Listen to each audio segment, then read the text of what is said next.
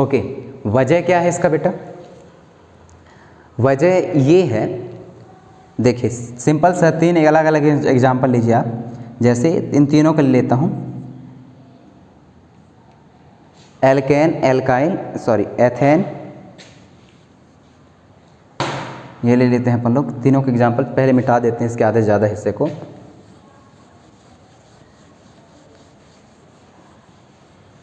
चलिए,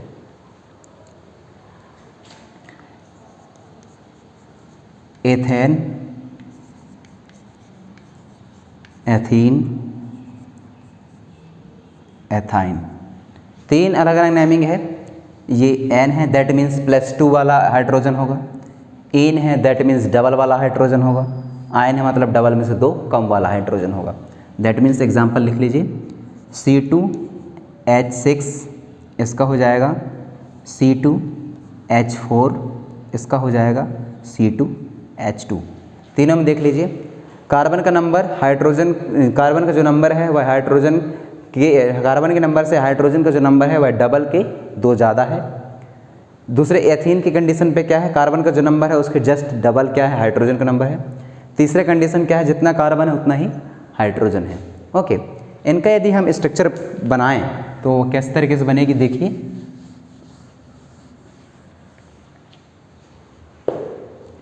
ये बनेगी कैसा, ये बनेगी कार्बन, 2 कार्बन है, मतलब 2 कार्बन आप लोग लिख दीजिए, दोनों को सिंगल बॉन्ड से रिप्रेजेंट कर दीजिए।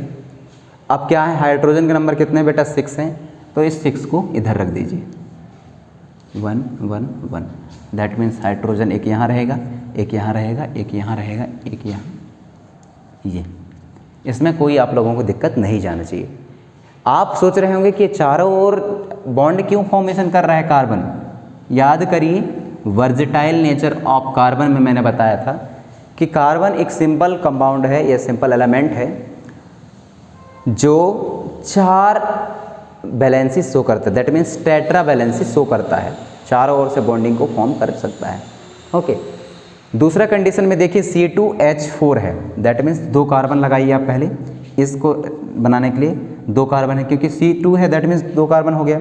दोनों के बीच में सिंगल बॉन्ड बना दिया। हाइड्रोजन का नंबर कितना है, 4। एक हाइड्रोजन यहाँ रखिए, दूसरा हाइड्रोजन यहाँ रखिए, तीसरा हाइड्रोजन यहाँ रखिए, चौथा हाइड्रोजन यहाँ रखिए। 4 कितने हाइड्रोजन हो गए बेटा, 4 हाइड्रोजन तो कंप्लीट हो गए, लेकिन कार्बन के बीच में सिंगल बॉन्ड है और इसकी बैलेंसी पूरी नहीं हो रही है। क्यों? क्योंकि कार्बन जो है 4 जगह से बॉन्ड बनाता है, लेकिन यहाँ तो सिर्फ अभी 3 ही है, तो एक और जगह से ये बॉन्ड बनाएगा।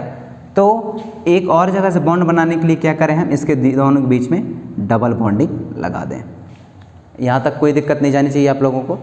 तीसरा केस देखिए, 2 कार्बन और 2 हाइड्रोजन है, दैट मीन्स कार्बन एक यहाँ है, कार्बन एक यहाँ है, एक बॉन्ड बनाया, एक हाइड्रोजन जो है यहाँ है और एक हाइड्रोजन यहाँ है।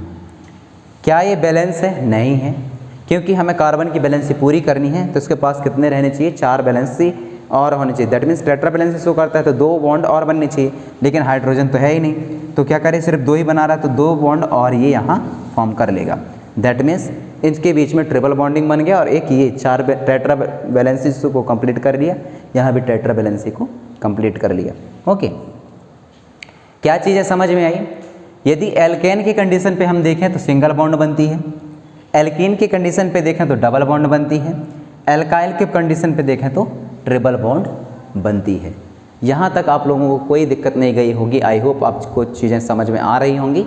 ओके, चलिए अब अपन लोग बात करते हैं, क्योंकि ये बहुत ज़रूरी था इस चैप्टर को समझाने के लिए, आप लोगों को सैचुरेटेड और अनसैचुरेटेड को समझाने के लिए। तो यदि आप देखें तो जो सिंगल बॉन्ड वाला है, इसको सिंपल सा मतलब है आप लोग क्लासीफाई कर सकते हो सैचुरेटेड में, और 2 अलग अलग को इनको रिप्रेजेंट कर सकते हो आप अनसैचुरेटेड में। यहाँ तक कोई दिक्कत नहीं है अनसैचुरेटेड में। क्यों? क्योंकि डेफिनेशन देखिए आप लोग, compound of carbon which have the single bond between the 2 carbon atom is known as the saturated compound, or the compound of carbon which have the double or triple bond between the 2 carbon atom is called unsaturated compound। तो क्या example में क्या आ जाएगा, saturated compound that means ethane, unsaturated compound that means ethene और ethyne. Okay, so you can write the new heading 1.